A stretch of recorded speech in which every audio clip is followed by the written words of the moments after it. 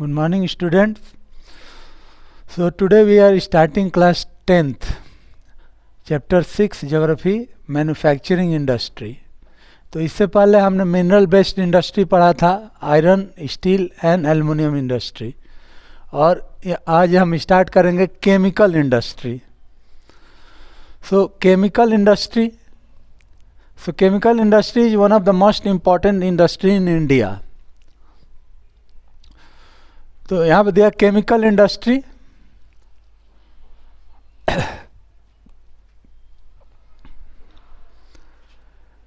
Chemical industry in India is fast growing and diversifying.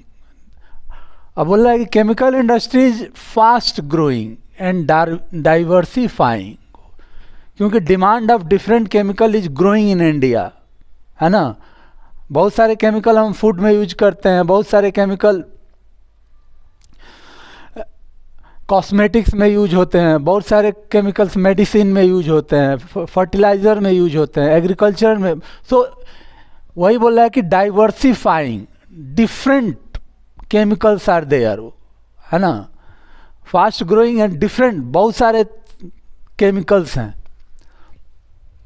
It contribute approximately 3% of the GDP, और chemical industry India के GDP को 3% contribute करता है. Indian GDP में इसका contribution कितना है? 3%. It is the third largest in Asia and occupies the 12th place in the world in the terms of its size. So Indian chemical industry rank third in Asia. तो China और Japan के बाद हमारा third number है, और world में 12th number पे हम आते हैं chemical industry. It comprises both large and small scale manufacturing unit. बोल रहा है कि small scale manufacturing and large scale manufacturing industry. तो फर्टिलाइजर एक तरह का वो भी केमिकल्स है ना. तो लार्ज स्केल और स्मॉल स्केल दोनों बेस पे केमिकल तैयार किया जाता है.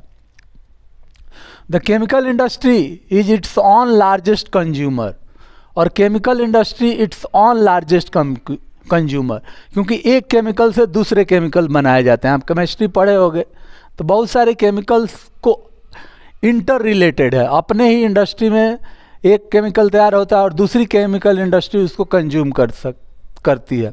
फॉर एग्जांपल जैसे हम पढ़ते कॉस्टिक सोडा, आप पढ़े हो तो कॉस्टिक सोडा को ज़्यादा एक केमिकल इंडस्ट्री है, केमिकल इंडस्ट्री में तैयार होता है कॉस्टिक सोडा, और कॉस्टिक सोडा से ही क्या होता है? सोप बनता है, डिटर्जेंट बनता है. तो फिर कॉस्टिक सोडा को ही सोप इंडस्ट्री कंज्यूम करती है, डिटर्जेंट इंडस्ट्री कंज्यूम करती है, शैम्पू में यूज होता है जहाँ शैम्पू, तो उसके बाद फेस वॉश. तो बहुत सारे वही यहाँ पर फोकस किया हुआ है. Chemical industry is on largest consumer, एक केमिकल को दूसरी केमिकल इंडस्ट्री कंज्यूम करती है. Basic chemicals undergo processing to further produce other chemical. एक केमिकल से दूसरा केमिकल तैयार होता है. फॉर सल्फर, तो सल्फर से ही सल्फ्यूरिक एसिड तैयार होती है. अब सल्फ्यूरिक एसिड से बहुत सारे उसका डिमांड है, लेदर इंडस्ट्री में डिमांड है, उसके बाद टेक्सटाइल इंडस्ट्री में डिमांड है. तो वही यहाँ पर कह रहा है कि basic chemical undergo processing to further produce other chemical that are use for the industrial application, agriculture, directly for the consumer market.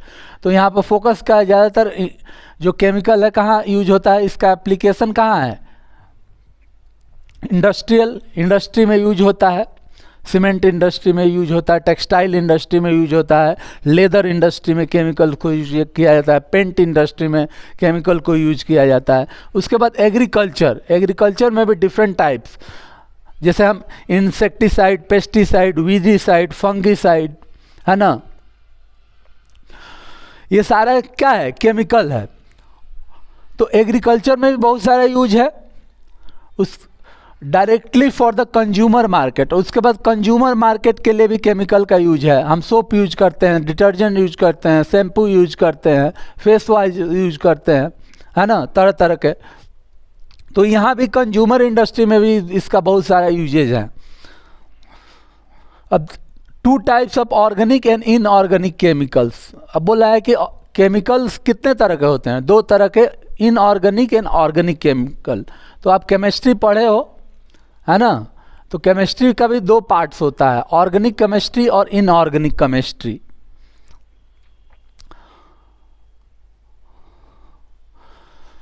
अब ऑर्गेनिक यहाँ पर दिया है, ऑर्गेनिक केमिकल्स। ऑर्गेनिक केमिकल्स, तो ऑर्गेनिक शब्द कहाँ से आया? Organic means organism, and most of the organism are made of the carbon. जितने भी धरती पर ऑर्गेनिज्म है, चाहे वो जानवर हो चाहे प्लांट्स हो, सारे के सारे कार्बन से बने हैं। तो मोस्टली इसको कार्बनिक केमिकल्स भी कहा जाता है या कार्बनिक केमिस्ट्री भी कहा जाता है, जो केमिस्ट्री में हम पढ़ते हैं। अब यहाँ पर ऑर्गेनिक केमिकल इंक्लूड पेट्रोलियम। अब मैंने आपको बताया कि ऑर्गेनिक केमिकल्स या केमिस्ट्री का पार्ट होता है ऑर्गेनिक केमिस्ट्री। तो इसमें क्या होता है, कार्बन, जिसमें भी कार्बन होता है, जिस केमिकल में भी कार्बन का कॉन्स्टिट्यूट होता है, कार्बन की मात्रा होती है, उसको ऑर्गेनिक केमिकल्स कहा जाता है। जैसे पेट्रोकेमिकल्स, जितने भी पेट्रोकेमिकल्स है, डीजल, पेट्रोल, है ना, केरोसिन, एस्फाल्ट, ये सारे, उसके बाद प्लास्टिक्स, ये सब में क्या होता है, कार्बन पाया जाता है ना, आप पढ़े भी होंगे। Which are use for the manufacturing of synthetic fibre.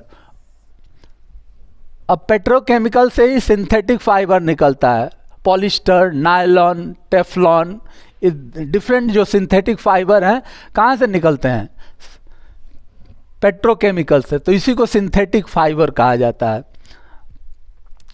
Synthetic रबड़, उसके बाद सिंथेटिक रबड़, एक नेचुरल रबड़ होता है और एक सिंथेटिक रबड़ होता है। तो सिंथेटिक रबड़ भी ऑब्टेन किया जाता है पेट्रोलियम से।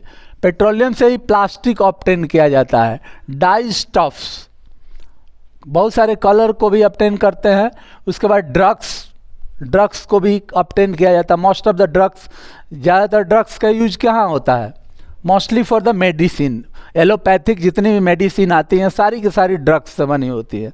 जैसे पैरासीटामोल, तो it's a type of A drugs, but A plant से ऑब्टेन किया जाता है। लेकिन बहुत सारे ड्रग्स जो होते हैं पेट्रोकेमिकल से ऑब्टेन किए जाते हैं। और मोस्टली ड्रग्स को यूज कहाँ किया जाता है, ये जैसे लिखा हुआ है फार्मास्यूटिकल्स, है ना, mostly for the manufacturing of allopathic medicine. उसके बाद ऑर्गेनिक केमिकल्स। ऑर्गेनिक केमिकल्स, अब ऑर्गेनिक केमिकल्स, बहुत सारे केमिकल जिसमें कार्बन की मात्रा होती है, उसको ऑर्गेनिक केमिकल्स कहा जाता है। Plants are located near oil refinery और पेट्रोकेमिकल प्लांट्स। बहुत सारे प्लांट्स जो होते हैं पेट्रोकेमिकल रिफाइनरी के पास लगाए जाते हैं उसको, और बहुत सारे प्लांट से भी ऑर्गेनिक केमिकल्स निकाले जाते हैं। जैसे जेट्रोफा, जेट्रोफा एक तरह का प्लांट है और मोस्टली उससे ऑर्गेनिक केमिकल्स, मोस्टली वो डीजल और पेट्रोल को ऑब्टेन किया जाता है जेट्रोफा से। तो वही यहाँ पर फोकस किया हुआ है।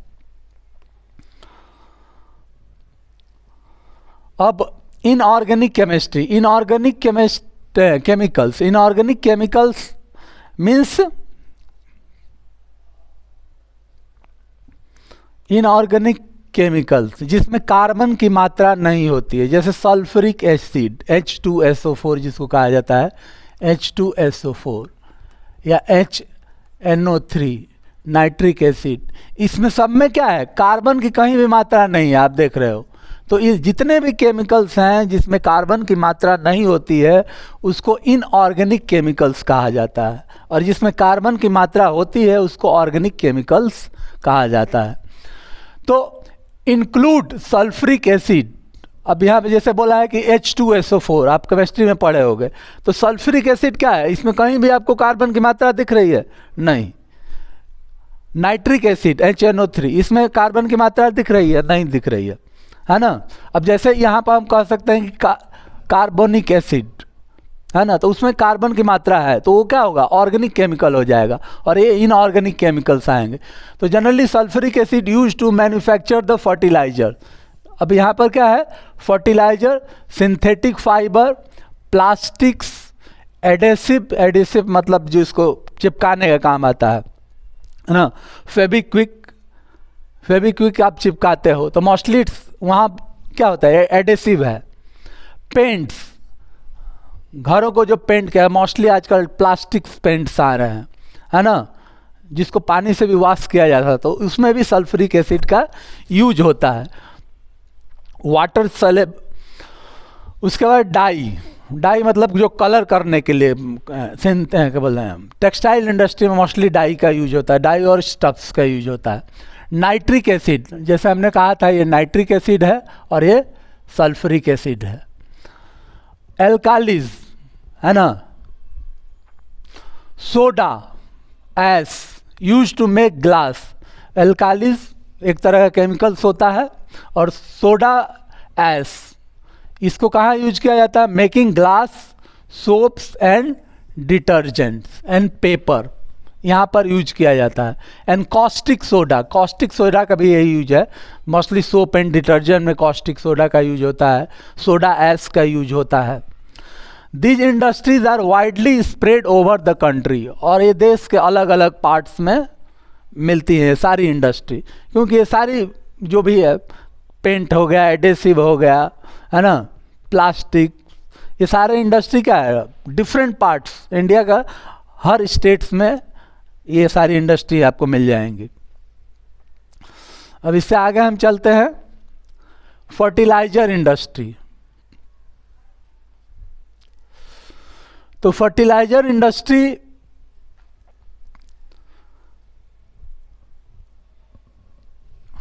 The fertiliser plants in India was set up at the Ranipat in Tamil Nadu in 1906. So it was the first fertilizer plants which was set up in India in Ranipat in 1906. ये पहला fertiliser, उससे पहले हमारे देश में fertiliser की use नहीं होती थी। और मोस्टली जो आफ्टर इंडिपेंडेंस जब हमने एग्रीकल्चर पे फोकस करना शुरू किया ग्रीन रिवॉल्यूशन के टाइम, तब जाके फर्टिलाइजर का वाइड स्प्रेड यूज शुरू हुआ। उससे पहले फर्टिलाइजर के बारे में लोग नहीं जानते थे। मोस्टली मैन्योर, है ना, एनिमल मैन्योर जो काऊ डंग से तैयार होता था, उसी को यूज किया जाता था। The fertiliser industry is centred around the production of nitrogenous fertiliser, और बोला है कि most of the fertilisers are nitrogenous fertiliser. Nitrogenous fertiliser का मतलब जिसमें नाइट्रोजन की मात्रा ज़्यादा होती है। आप पढ़े होंगे जैसे यूरिया, यूरिया एक तरह का क्या है, यूरिया एक तरह का, यूरिया एक तरह का नाइट्रोजनस फर्टिलाइजर है। नाइट्रोजनस फर्टिलाइजर मीन्स जिसमें नाइट्रोजन की मात्रा होती है N2। सो नाइट्रोजन जो होता है मोस्टली प्लांट को चाहिए, और ये मैक्रो न्यूट्रिएंट है। मैक्रो न्यूट्रिएंट में क्या होता है, आ जाता है नाइट्रोजन, आ जाता है फॉस्फोरस, आ जाता है, और पोटासियम, पोटास से जो मिलता है। 3 मैक्रो न्यूट्रिएंट है, प्लांट को बहुत ज़्यादा अमाउंट में चाहिए। तो कुछ ऐसे प्लांट्स होते हैं जिनको डायरेक्टली वो एटमॉस्फेयर से नाइट्रोजन को कंज्यूम नहीं कर सकते। मोस्टली जो लेगुमिनस प्लांट्स हैं, जैसे पल्सेस, दाल के पौधे जो होते हैं, चना हो गया, मटर हो गया, मसूर हो गया, मूंग हो गया, उड़द हो गया, ये सारे जो लेगुमिनस प्लांट हैं ये क्या कर सकते हैं, they can convert the atmospheric nitrogen into the nitrogenous compound N2, and this N2 form जो होता है डायरेक्ट प्लांट यूज करता है, जबकि सबके पास कैपेसिटी नहीं होती है, केवल ये लेगुमिनस प्लांट के पास होती है। इसीलिए जितने भी लेगुमिनस प्लांट है वो सारे के सारे क्या है, it can capable of fixing atmospheric nitrogen into nitrogen compound which is used by the plants directly.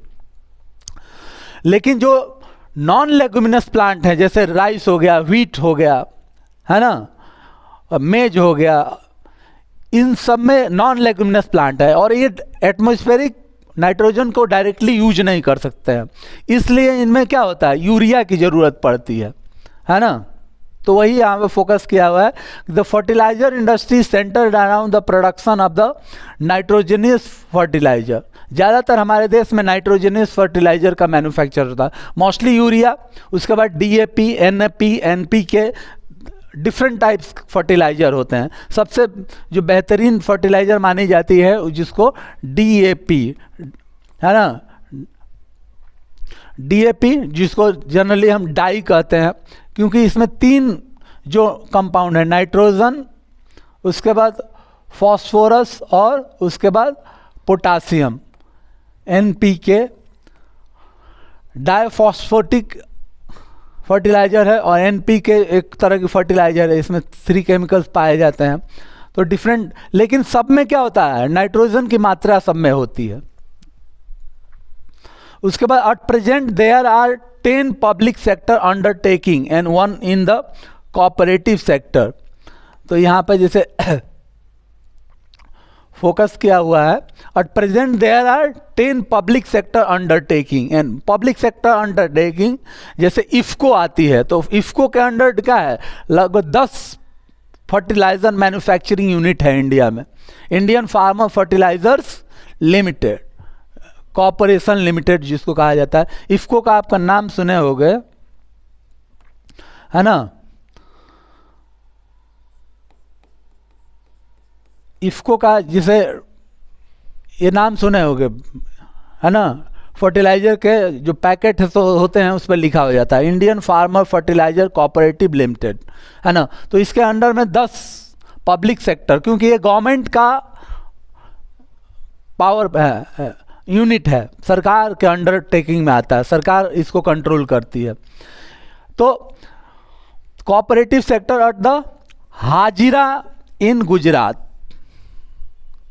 हाजिरा बीजापुर जालंधर तक जो पाइपलाइन जाती है वो पढ़े होगा। तो हाजिरा क्या है, गुजरात का बंदरगाह के पास है, तो वहाँ पर manufacturing under the fertiliser corporation of India limited, IFFCO के अंडर में ये आता है। डिस्ट्रीब्यूशन, अब कहाँ कहाँ फर्टिलाइजर प्लांट्स इंडिया में पाए जाते हैं, है ना। So first Gujarat, mostly Gujarat में ज़्यादातर फर्टिलाइजर प्लांट है, क्योंकि जो फर्टिलाइजर के लिए जो रॉ मटेरियल चाहिए, फॉस्फेट एक तरह का रॉ मटेरियल है, वो इंडिया में नहीं मिलता है, तो मोस्टली हम एक्सपोर्ट करते हैं, है ना। एमोनिया मोस्टली एक पेट्रोकेमिकल से ऑब्टेन की जाती है, तो ज़रूरत पड़ती है, तो ज़्यादातर ये गुजरात में है। तमिलनाडु, उत्तर प्रदेश, पंजाब, केरला, है ना, produce more than half of the total fertiliser production in India. तो वही बोला है कि तमिलनाडु, गुजरात, उत्तर प्रदेश, पंजाब और केरला आधा से ज़्यादा फर्टिलाइजर जो इंडिया में प्रोड्यूस होता है इन स्टेट्स में होता है। Andhra Pradesh and Karnataka are other important producer because of easy availability of the natural gas and fertiliser industry is widely spread in the country. अब बोला है कि आंध्र प्रदेश और कर्नाटका, अब गोदावरी कृष्णा रिवर बेसिन के पास क्या होता है, नेचुरल गैस ऑब्टेन किया जाता है, और नेचुरल गैस से जनरली अमोनिया एक तरह की गैस है, तो उससे फर्टिलाइजर मोस्टली यूरिया का प्रोडक्शन होता है अमोनिया से, तो इन स्टेट्स में मिलती है। Production, India produces about 1 million turns, है ना, ऑफ नाइट्रोजनियस,